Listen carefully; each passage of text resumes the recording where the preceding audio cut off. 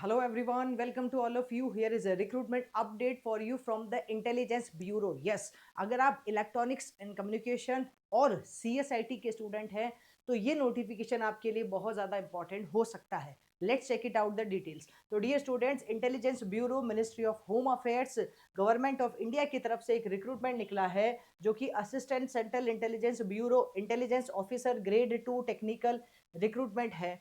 यहाँ क्या होने वाला है? Intelligence bureau that is IB under the ministry of home affairs is looking for technically sound young graduate Indian nationals with consistent academic records and who have achieved qualifying cutoff marks in GATE in any of the years 23, 24 और 25. तो आप इस recruitment के लिए eligible हैं बेटा. सबसे पहले आपको डिटेल्स बताते हैं. ब्रांच है कंप्यूटर साइंस एंड आईटी और इलेक्ट्रॉनिक्स एंड कम्युनिकेशन.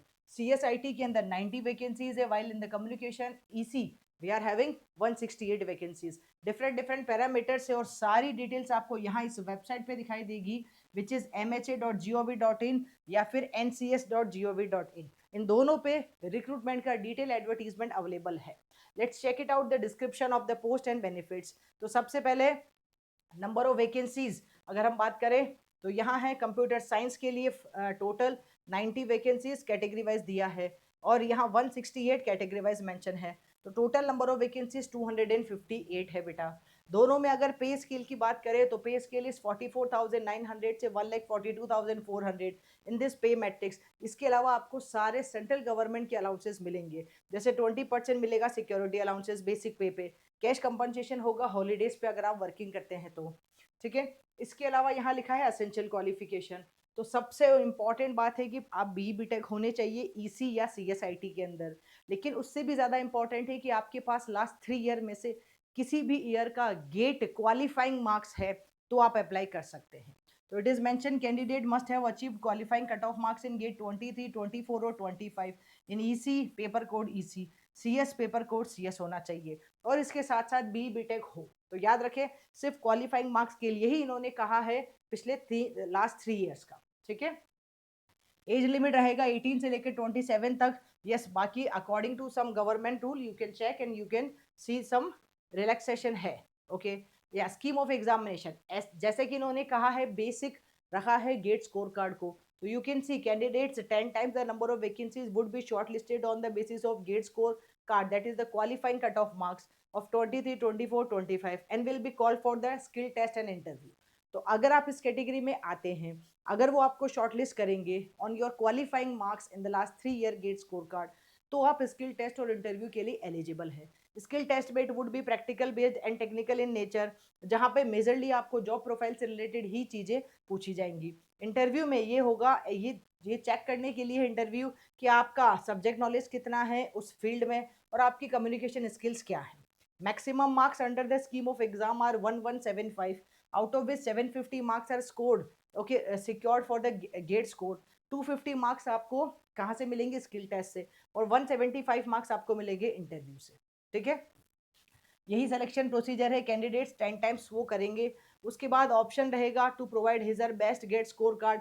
अगर आपके पास आप तीनों में क्वालिफाई हैं तो आपके पास ऑप्शन है तीनों में से बेस्ट आप प्रोवाइड कीजिए. फिर the date and time of skill test and interview would be intimated to the shortlisted candidate by the email only. याद रखिएगा. ठीक है. जो शॉर्टलिस्ट होंगे उनको ईमेल के थ्रू ही मिलेगा. फिर यहाँ पे अगर टाई हो जाता है तो ये सारे ऑप्शंस इन्होंने दिए हैं. Now the most important thing, start कब होगा?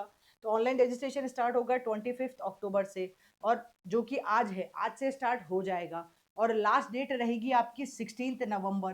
Right. 16 November will be the last date. और अगर आप ऑफलाइन में फॉर्म फिल ऑफलाइन में SBI का चालान फिल करते हैं तो 18 नवंबर इसकी लास्ट डेट है. फॉर्म फिलिंग का प्रोसेस पूरा ऑनलाइन है. पेमेंट का ऑप्शन ऑनलाइन ऑफलाइन दोनों है. तो बेटर आप ऑनलाइन में ही जाएं. जनरल इंस्ट्रक्शंस इन्होंने यहाँ मेंशन किए हैं. Please check it out. किस साइज की फोटो चाहिए, क्या क्या डॉक्यूमेंट चाहिए होंगे. While form filling you can check it out here. Everything is mention here only. Now अगर हम बात करें एप्लीकेशन फीस, यहाँ इन्होंने एक बहुत मतलब नॉमिनल सी एप्लीकेशन फीस रखी है जिसमें 2 स्टेजेस हैं. फर्स्ट है एग्जामिनेशन फीस, दूसरी है रिक्रूटमेंट प्रोसेस फीस. तो एग्जामिनेशन फीस है 100 रुपीज़ और रिक्रूटमेंट प्रोसेस फीस भी 100 रुपीज़ है. आप किसी भी कैटेगरी से हैं, आप मेल फीमेल और even in any of the category you need to pay this recruitment process fees जो कि 100 रुपीज़ है. और male candidate of unreserved EWS and OBC उनको ये 100 रुपीज़ जो कि एग्जामिनेशन फीस है ये भी पे करना है। बाकी सबको एग्जम्पशन इस 100 रुपीज़ का, मतलब अगर आप SC ST कैंडिडेट्स हैं मेल में और फीमेल कैंडिडेट्स हैं किसी भी कैटेगरी की, एक्स सर्विसमैन है, तो आपको ये एग्जामिनेशन फीस जो कि 100 रुपीज़ है ये पे नहीं करनी है। दैट इज एग्जाम्पशन है आपके पास इसके लिए। ठीक है, फिर अगर हम आगे जाएं तो यहाँ और मेंशन किया गया है mode of payment online offline है, यहाँ लिखा है debit card, credit card, internet banking, UPI, आप कुछ भी यहाँ कर सकते हैं। लास्ट डेट मैंने बता दिया है, अगर आप बैंक चालान भरते हैं तो 18 नवंबर, अदरवाइज 16 नवंबर है। जनरल इंस्ट्रक्शंस यहाँ मेंशन किए गए हैं, you should read these general instructions. क्या कैसे फॉर्म फिल करना है सब कुछ यहाँ इन्होंने बताया है। और इसके बाद यहाँ इन्होंने कुछ फॉर्म्स भी लिखे हैं। This is the official website जो मैंने पहले भी बताई थी। Candidates advise to apply only through the website of MHA, that is mha.gov.in, या फिर क्या है www.ncs.gov.in। ठीक है, यहाँ कुछ रिजर्वेशन के लिए फॉर्म्स लगाए गए हैं, अगर आप इसमें अप्लाई करना चाहते हैं तो आप अप्लाई कर सकते हैं। तो if you are having a last 3 में से किसी भी ईयर का गेट क्वालिफाइंग मार्क्स आपके पास है, EC और CS से हैं, तो यस ये एक अच्छी अपॉर्चुनिटी आप लोगों के लिए है, फॉर्म फिल ज़रूर कीजिएगा। Thank you guys.